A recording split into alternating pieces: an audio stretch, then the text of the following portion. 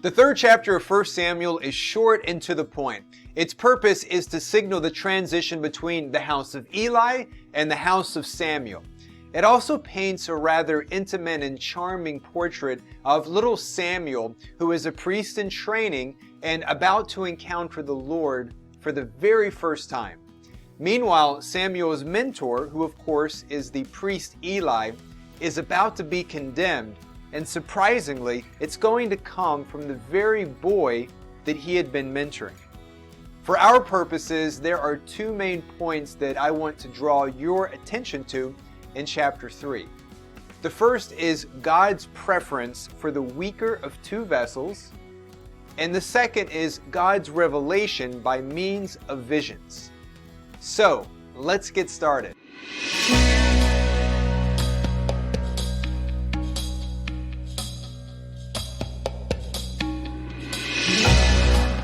The first point that I want to highlight in chapter 3 is God's preference for the weaker of two vessels.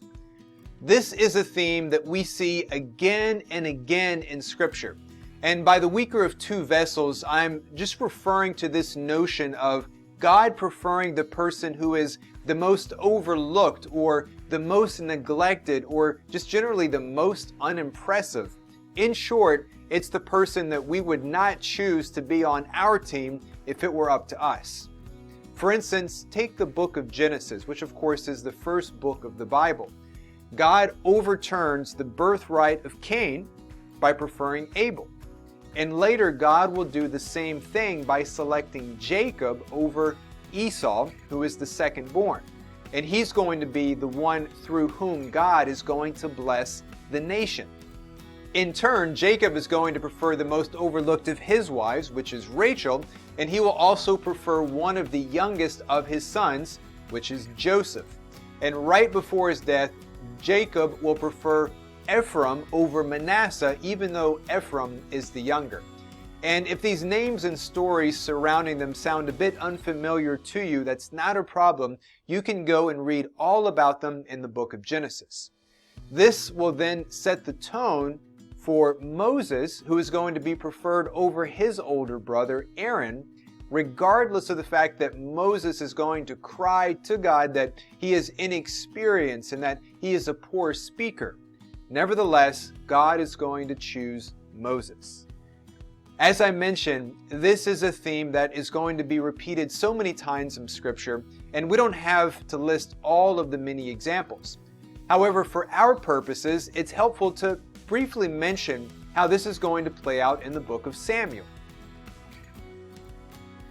We already saw, for example, how God prefers Hannah over Peninnah, despite the fact that Hannah was barren, and therefore in that society she was understood to be cursed and looked down upon, while Peninnah had several healthy children.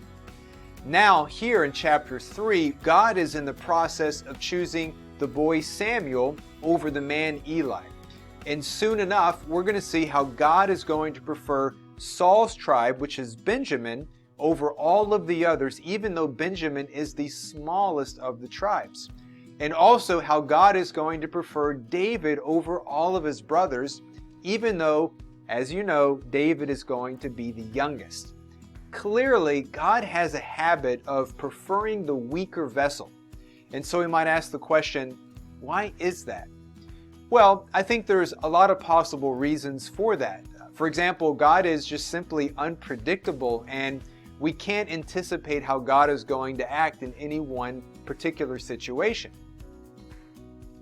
Also, the things that we value as humans are not necessarily the things that God values. But more to the point, we can take to heart God's very own words that He utters to the Apostle Paul.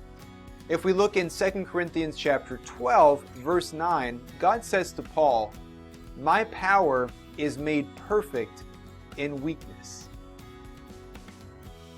In a word, God prefers empty vessels over full ones because full vessels have no remaining space for God's power to be poured into. You might be familiar with the well-known Chinese parable about a scholar and a Zen master that's sometimes called the cup of tea parable.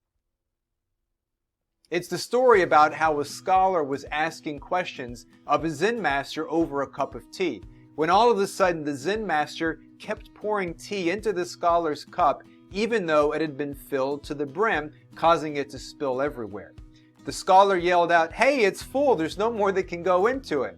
And of course, this sets us up for the punchline of the parable, where the Zen master replies, "You are just like this cup, full of opinions and full of yourself.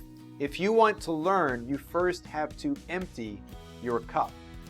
Well, whatever you think of this story, God likes empty cups. And part of the Christian life is figuring out exactly how to empty our cups so that God can fill them up. The second point that I want to highlight from chapter 3 is the notion of God's revelation appearing in visions. The opening verse of chapter 3 tells us that the word of the Lord was rare in those days. And when you're reading this chapter, you'll come to realize that it was by visions that God often spoke. This is actually one of the preferred ways of communication that God will have throughout all of Scripture. In fact, going back to Genesis again, we see that God is going to reveal Himself to the patriarchs like Abraham and to Jacob and to Joseph by visions, which is a theme that's going to continue throughout all of the Bible. For instance, in the book of Revelation, which is the last book in the Bible, we see that the entire book is full of visions and dreams, and this is also how virtually all of the prophets of the Scriptures work. God communicates to them by visions and by dreams. Finally, you might enjoy one of the last verses in chapter 3, where the author states that Yahweh remained close to Samuel, not allowing any of his words to fall to the ground. This should remind you of Jesus Christ, whom the Gospel of Luke compares to little Samuel. We already saw in the last chapter the comparisons between Hannah and Mary on the one hand and Samuel and Jesus on the other.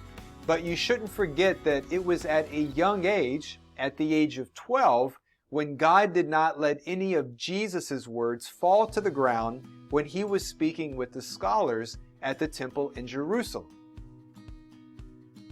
That was probably the same exact age of Samuel in this story, and it serves as a sort of bar mitzvah for both Samuel and Jesus, the last story that we will hear of their youth when they effectively transitioned like a rite of passage from being boys to being men. And if God was with these two while they were boys, just think what will happen when they become men. But for that, we will have to wait. In the meantime, enjoy your study of 1 Samuel chapter 3.